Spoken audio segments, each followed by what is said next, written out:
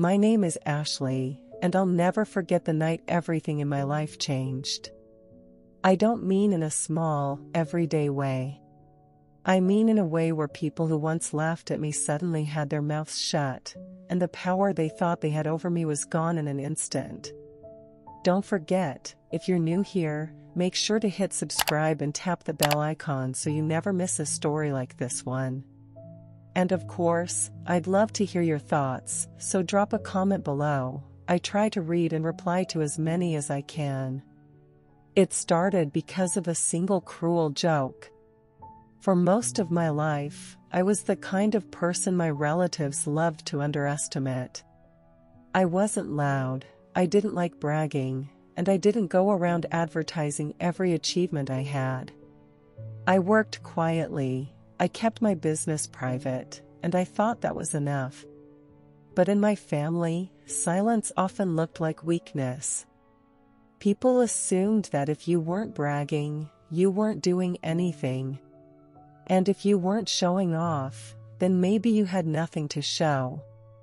That's exactly how they saw me, someone who didn't have much going for herself. Now, what nobody knew, not even my closest relatives, was that I'd built something from the ground up. Years ago, I'd started a small company, almost by accident.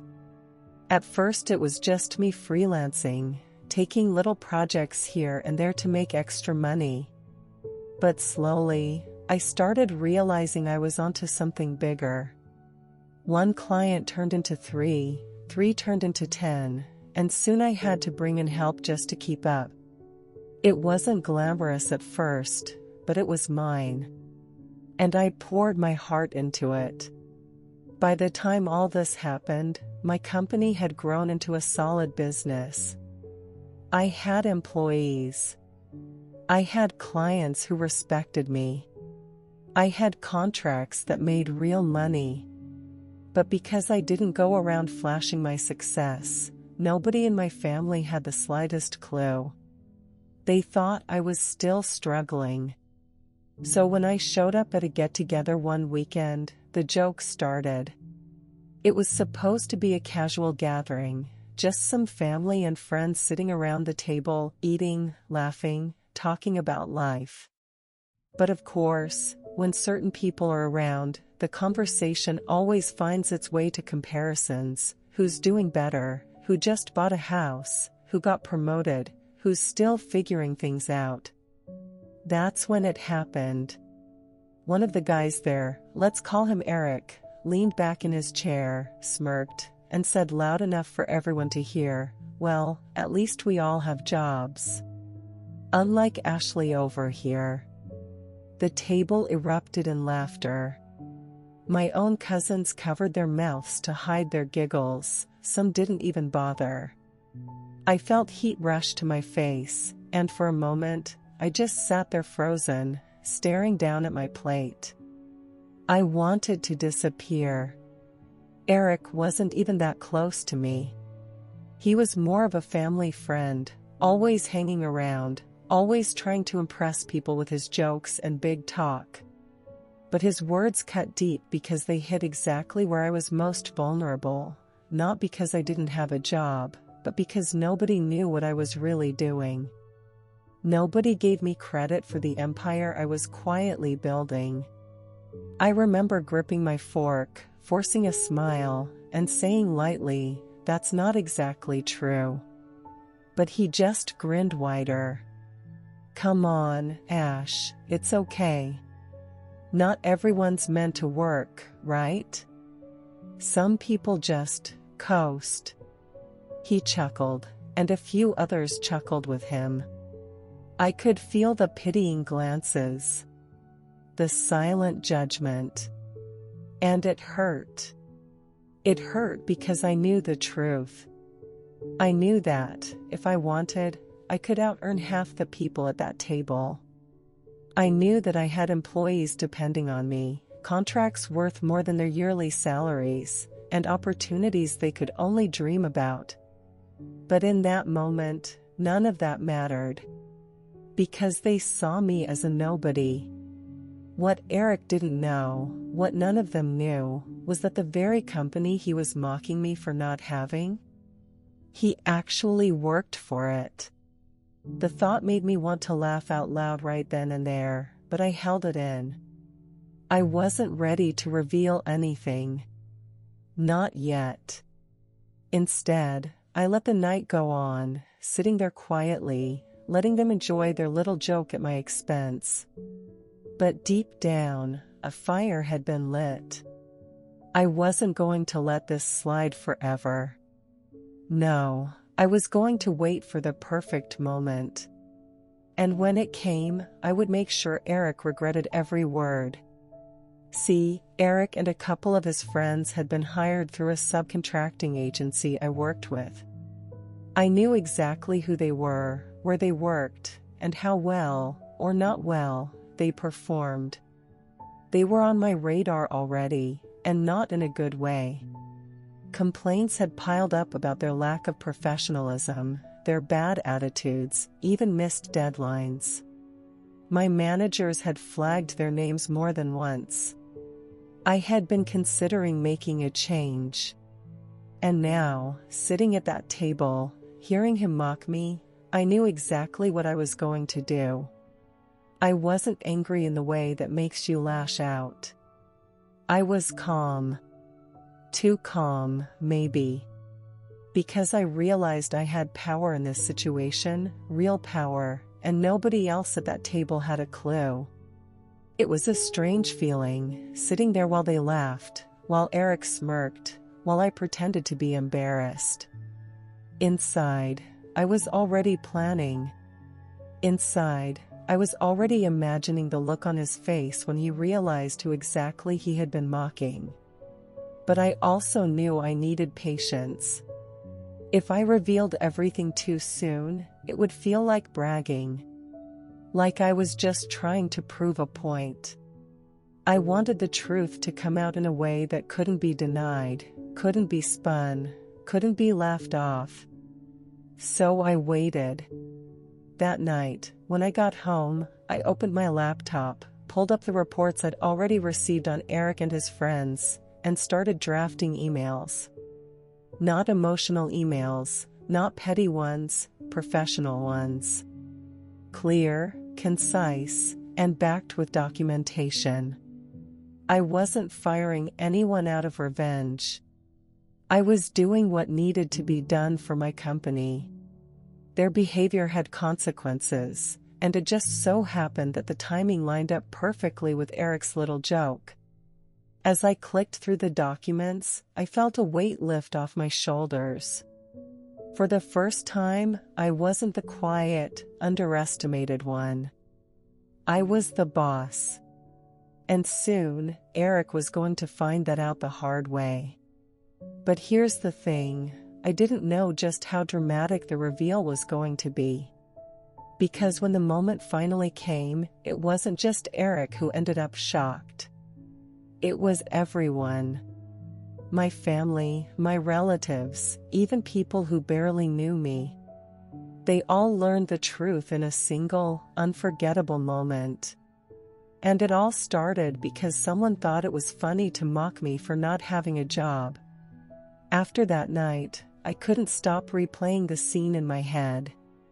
Every time I thought about Eric's smirk, every time I remembered the way the table laughed, my chest tightened. But it wasn't because I was embarrassed anymore. It was because I was done letting people write my story for me. For too long, I'd let others believe what they wanted about me, that I was quiet, that I was still finding myself, that maybe I wasn't working as hard as they were. And in a way, I had enabled it. I never corrected them, never showed receipts, never explained the long hours I worked when everyone else was asleep. I kept my success private because I thought it was safer that way. But that night taught me something. Sometimes silence looks like weakness. And if you're not careful, people mistake your humility for failure. So the next morning, I woke up early, brewed some coffee, and sat down at my desk. My laptop screen glowed as I opened my company's internal reports. I had everything I needed right there: timelines, feedback forms, performance reviews. And Eric's name kept popping up in all the wrong places. His friends weren't any better. Late submissions, unprofessional emails, complaints from clients, missed deadlines. The list went on. It wasn't even that I wanted to fire them out of spite, though I'd be lying if I said the thought didn't feel satisfying. It was that they genuinely weren't a good fit. They were draining resources, dragging down team morale, and hurting the company's reputation. Letting them go wasn't personal, it was necessary. Still, I sat there staring at the screen for a long time, because I knew once I pressed send, there was no going back. I thought about the laughter at that dinner table. I thought about Eric's smug face. I thought about the way my cousins hadn't defended me, how they joined in. And then I thought about my employees, the ones who worked hard, who stayed late when needed, who treated clients with respect. They deserved better than to share space with people like Eric. So I drafted the emails. Professional, clean, and backed by facts. I made sure to copy the subcontracting agency we worked with, and I attached the necessary documents to show this wasn't some impulsive decision. I scheduled the emails to go out the next morning, giving myself a full day to think it over. And that night, as I lay in bed staring at the ceiling, I realized I felt lighter. Stronger. For the first time in a long time, I wasn't dreading what people thought of me. I was looking forward to it. The next day came, and with it, the fallout. I don't think Eric expected anything out of the ordinary when he woke up. He probably went about his morning, joking with his friends, sipping his coffee, completely unaware that his world was about to shift. I'll never forget the moment my phone buzzed with a string of messages from the subcontracting manager. They confirmed receipt of my decision, told me they'd already informed Eric and his team, and thanked me for handling it so clearly. Just like that, it was done. But the real shock wasn't the firing itself, it was what came after. See, Eric didn't know who the decision had come from. He thought the agency had pulled the plug. To him, I was still just Ashley, the girl with no job, the one he could mock in front of everyone. He didn't know that I was the reason his position no longer existed. And for a while, I didn't tell him. I let him stew. But life has a way of arranging moments you can't plan. And mine came sooner than I expected. A few weeks later, my aunt threw another gathering, this time for her birthday. Once again, the family piled into her house, bringing food, laughter, and the same old competitive conversations. I almost didn't go. A part of me thought, why subject myself to more of their ignorance?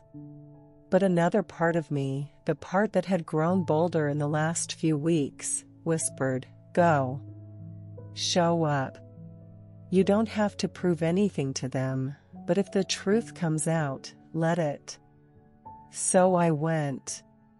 The house was buzzing with noise when I arrived. I carried a small gift, smiled at my aunt, hugged her, and found a seat near the kitchen. I told myself I'd keep to myself, just enjoy the food, and leave early. But of course, Eric was there. He spotted me almost immediately, and I saw the flicker of recognition on his face, the same smirk, the same swagger. He leaned toward a cousin of mine and whispered something, and they both chuckled. I didn't need to hear the words to know what he was saying. But here's the thing, this time, I wasn't embarrassed.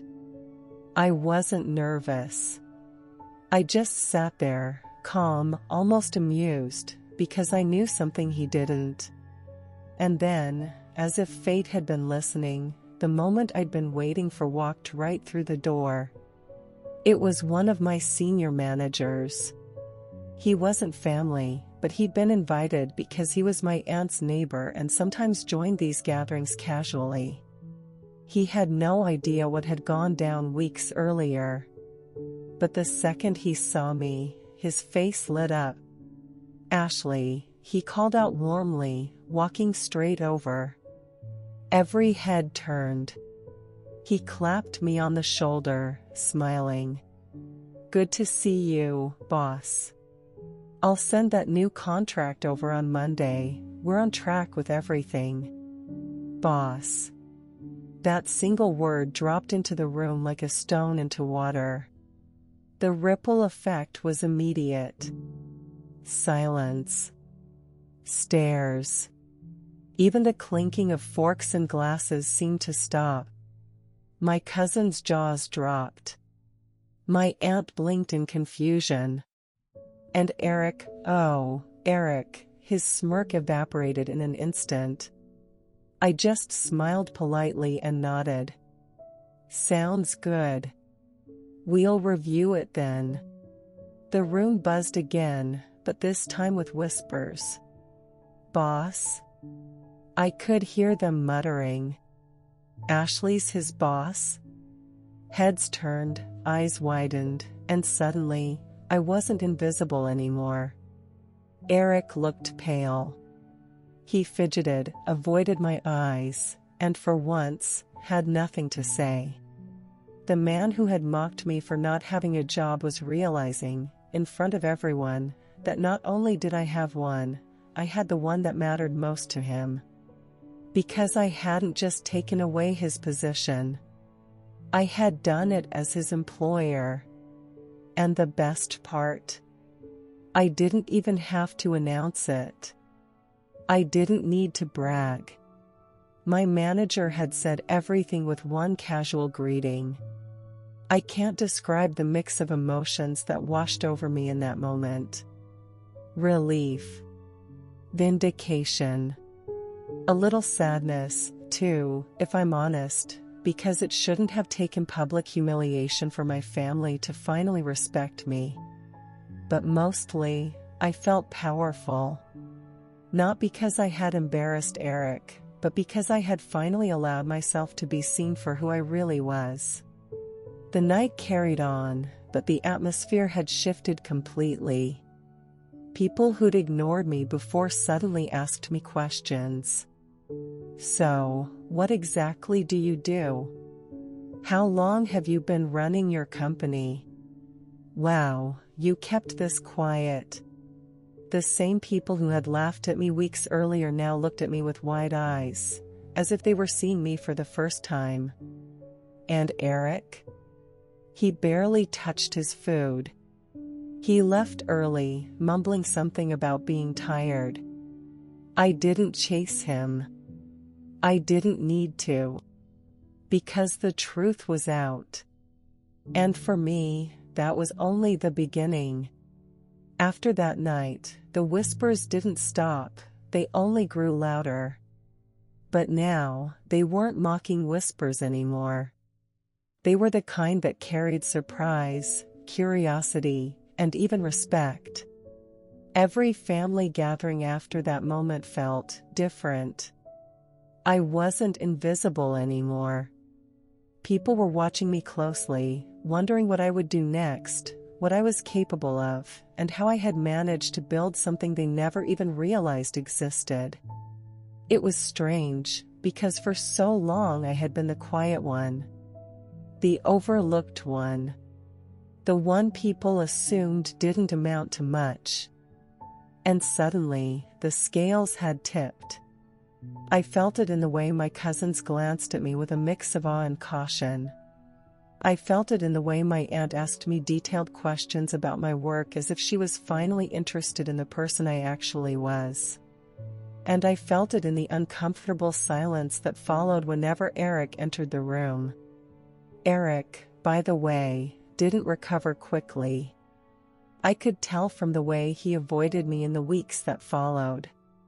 He would sit at family dinners, try to crack jokes, and make little side comments about responsibilities or jobs, but they all fell flat. Nobody laughed. He wasn't invisible in the way he probably wanted to be, but he was powerless now. And watching him struggle to reclaim even a fragment of his old confidence gave me a quiet satisfaction I didn't even have to express. My company kept growing, too. I had to hire a few more people because the workload had doubled, and the contracts kept coming in. Every success reminded me of the long nights I had spent alone, working tirelessly on spreadsheets, proposals, and client calls. I had earned this. I had built something real, something tangible, something that demanded respect. And yet, for all the professional growth, it was the personal growth that surprised me the most. Because while Eric and his friends had been the ones to mock me, it was my family who needed the most adjustment.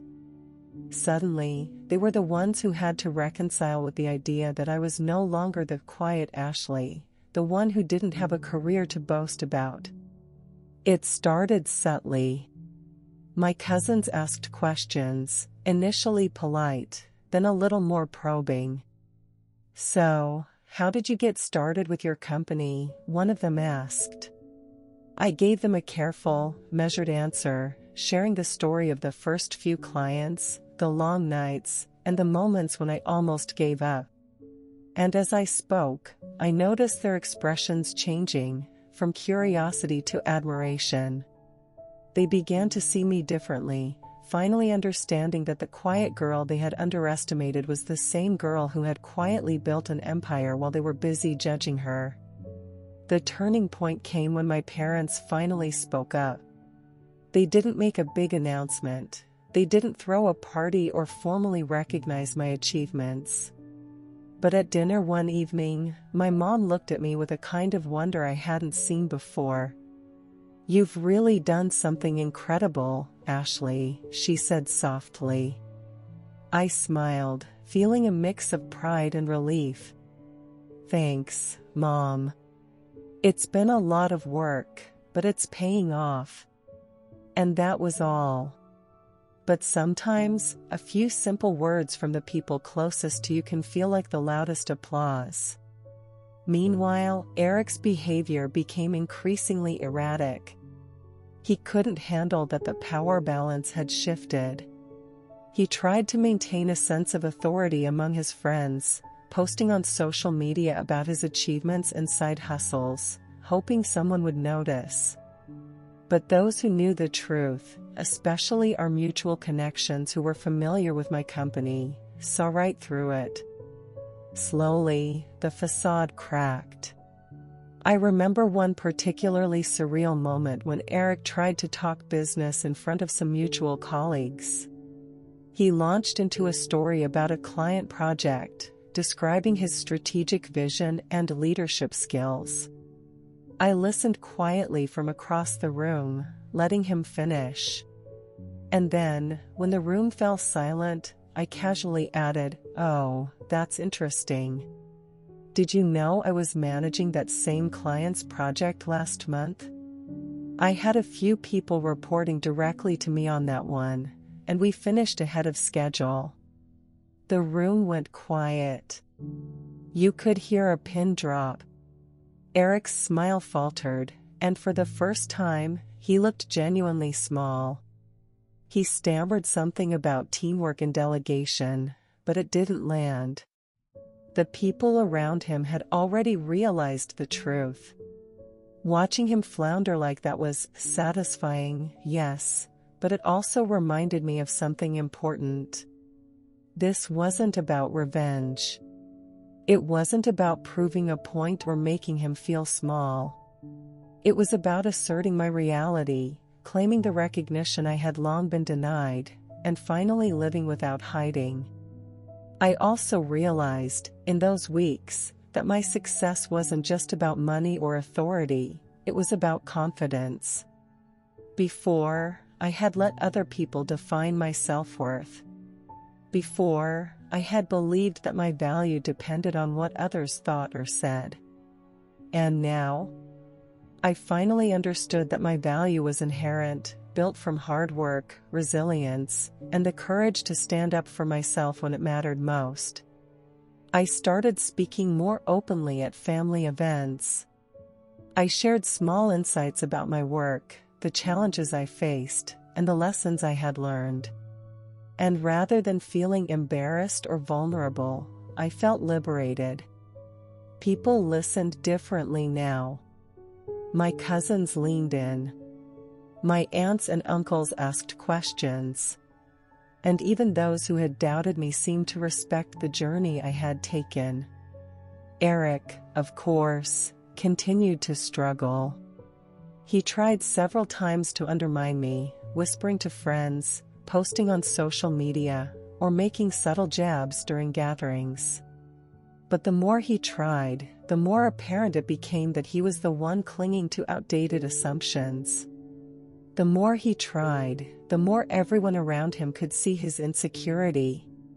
One day, a mutual acquaintance approached me after a dinner and said quietly, "I don't think Eric expected you to be this successful. He thought he could walk over you like everyone else, but it's clear you're the one running the show." I smiled. I guess sometimes people have to learn the hard way. And they had. Because while Eric was busy trying to mock, judge, or belittle me, he had completely underestimated the person he was facing. He had underestimated my work ethic, my intelligence, and my ability to stay calm under pressure. And in doing so, he had created the perfect opportunity for me to assert myself, not aggressively, but unmistakably. Looking back, I realized that night at the first dinner was a blessing in disguise. If Eric hadn't mocked me, if my family hadn't laughed, if I hadn't felt that surge of frustration, I might never have pushed myself to reveal the truth in the way I did. I might have remained quiet, content to work behind the scenes, never claiming the authority I had earned. But life has a way of nudging you into moments of clarity, and that night, it nudged me hard. Now, months later, Eric keeps his distance. He's still around family events, but the smirks are gone. He no longer talks about having a real job or belittles others. My family has shifted too. They respect me in a way that feels earned, genuine, and lasting. And I've learned that sometimes, the best response to mockery isn't confrontation, it's quiet competence, undeniable results, and letting the truth speak for itself. I can honestly say that life feels different now. I walk into gatherings knowing who I am and what I've accomplished. I no longer shrink in the presence of people who try to diminish me. And most importantly, I've learned that respect isn't demanded through yelling or anger, it's earned through consistent action, integrity, and staying true to yourself. Because at the end of the day, Eric's mockery didn't break me. It revealed me. And the person it revealed was stronger, wiser, and more capable than anyone at that table ever imagined. The weeks after that dinner felt surreal. Every family gathering, every casual conversation, seemed to carry a new energy.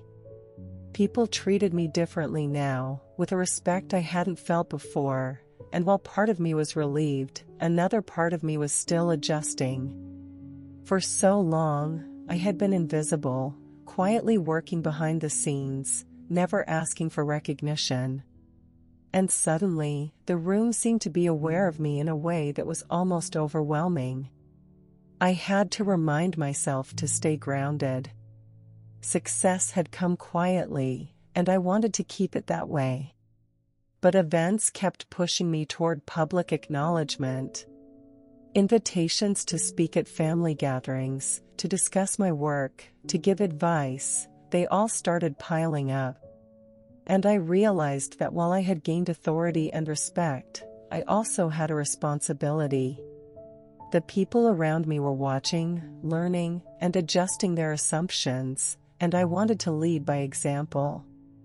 Eric, however, continued to be a constant reminder of the past. He tried to salvage his dignity, but it was clear he was floundering. Every attempt to assert himself or make a joke fell flat. At first, I felt a twinge of satisfaction, seeing him squirm. But eventually, I realized that my focus wasn't on him anymore, it was on me, on what I had built, and on how I could grow further. One afternoon, my manager called me with exciting news. A large client had requested a meeting, and they wanted me to present personally. This was a significant opportunity for my company, one that could propel us into a new level of recognition and success. I spent hours preparing, carefully reviewing every detail, anticipating questions, and rehearsing my presentation.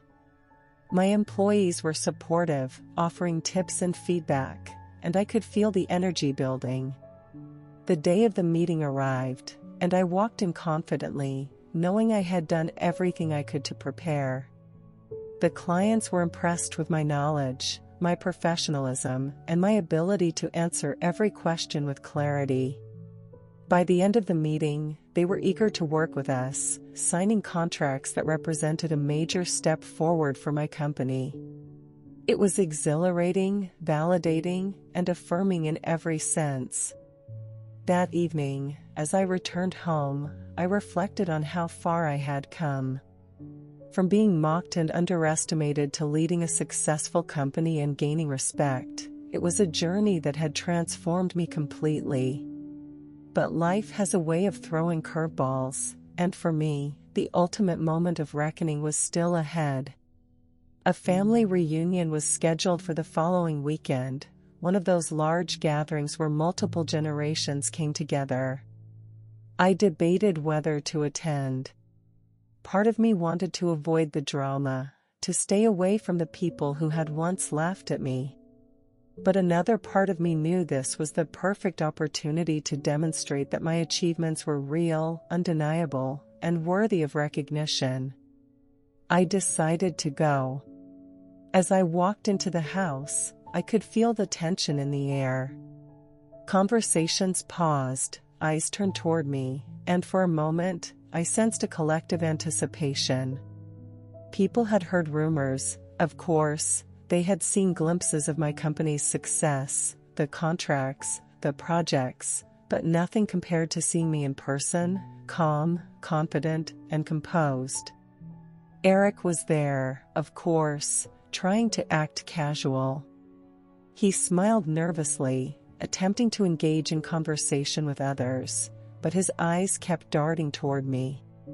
I could see the conflict in his expression, the realization that the quiet, underestimated girl he had mocked was now someone he had to respect, whether he liked it or not. I mingled politely, exchanging pleasantries, until the moment arrived. My manager, who had been invited to the reunion as a family acquaintance, approached me. He whispered, "Are you ready?" I nodded, understanding exactly what he meant. We moved to a quieter corner of the room, where he handed me the documents for a presentation I had prepared, not for my family, but for Eric and his friends. It was a professional portfolio, detailing the projects they had worked on under my company, the performance reports, and the contracts. Each page was meticulously documented, highlighting successes, failures, and areas that needed improvement. I handed the folder to Eric, who looked at it with confusion. "What's this?" he asked, trying to mask his nervousness. "Just some paperwork from work," I replied casually, my voice steady. "I thought you might want to review it. After all, you were involved in these projects." Eric's eyes widened as he skimmed through the pages. He started reading, and I watched the realization dawn on him. Every mistake, every missed deadline, every unprofessional behavior was documented. And at the very end, there was a note for me: based on performance, your positions have been terminated effective immediately. The room went silent. My family, who had gathered nearby, froze as they watched the scene unfold. Eric stammered, trying to respond, but the words wouldn't come. He turned to his friends, who were equally shocked, and their faces mirrored his disbelief. I remained calm, composed, and confident. I didn't raise my voice. I didn't gloat. I simply allowed the truth to speak for itself. "This isn't personal," I said softly, addressing Eric directly. "It's business. These decisions were necessary for the health of the company. I hope you understand." Eric looked at me, defeated, unable to argue. The friends who had supported him in mocking me weeks ago were equally stunned, realizing that the quiet Ashley they had dismissed was now their boss, the one with authority over their careers. The reactions around the room were priceless. My family members, who had once laughed at my supposed lack of a job, were now witnessing firsthand the reality of my achievements. Some were in awe, some were shocked, and others were quietly re-evaluating their assumptions about me. I felt a sense of vindication, yes, but more importantly, I felt a deep sense of empowerment. I had taken control of my life, my career, and my reputation. I had turned humiliation into strength, mockery into motivation, and doubt into undeniable proof of my capabilities. Eric and his friends left shortly after, and the room slowly returned to normal. Conversations resumed, but the tone had shifted. Respect replaced doubt, admiration replaced whispers, and for the first time, I felt truly seen, not as the quiet, underestimated Ashley, but as the accomplished, confident, and capable person I had always been. That night, as I reflected on the events, I realized something profound. Life has a way of testing us, of pushing us to the edge, and sometimes humiliation is the catalyst we need to rise. It's not the laughter of others that defines us, but how we respond to it. By staying true to myself, by working diligently, and by letting my actions speak louder than words, I had reclaimed my narrative and earned the respect I deserved.